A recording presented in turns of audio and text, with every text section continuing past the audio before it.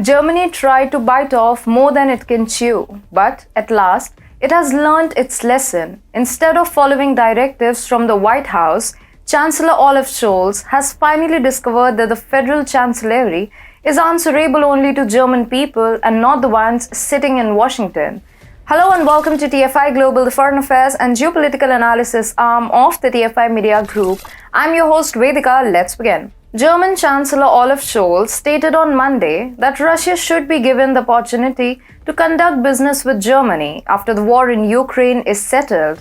At a conference for the Eastern Committee for German Business, a trade organization specializing in business with Eastern Europe, Scholz said that a Russian administration that ceases hostilities needs a chance to restart economic cooperation. He said about Russia that even though sanctions have been imposed on it at the moment, the country remains the largest country in Europe.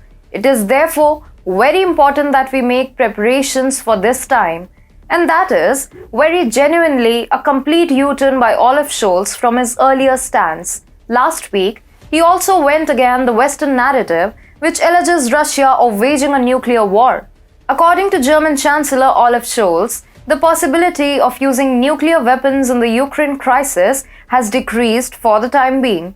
Scholz said, Russia has stopped threatening to use nuclear weapons in response to the international community marking a red line. The stance of the Chancellor changed after Putin, and he talked on a phone call at the beginning of December, and Putin asked him to change his approach.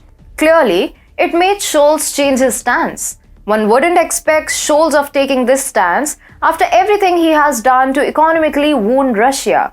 Scholz, just after the Ukraine war, didn't certify the Nord Stream 2 pipeline in adherence to American President Joe Biden's sanctions on Moscow. Things only got worse after the incident. Germany started witnessing soaring inflation, high cost of living, food crisis, and other economic woes soon after it changed its course with Russia. Further, the gas situation in Germany is so severe that Scholz's chancellorship could perish along with it. Other than that, due to the high prices of oil, gas, and electricity, Europe is on the verge of deindustrialization.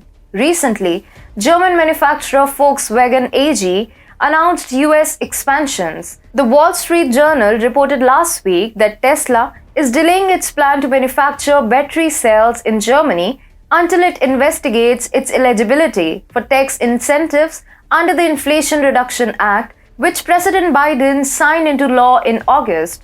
ArcelorMittal SA, a Luxembourg-based company, said this month that it will reduce production at two German factories.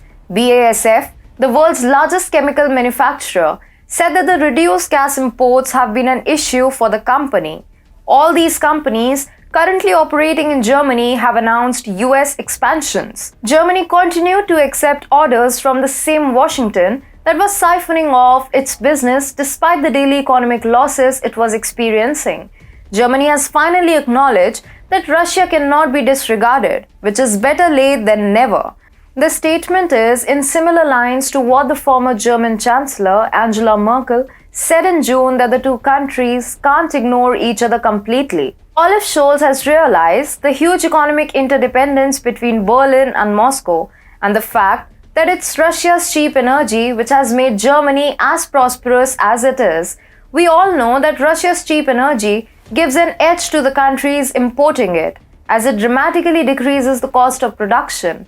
Without it, Europe won't be Europe. So, doing business with Russia is mandatory for Germany to maintain its hegemony in the continent as well as the world.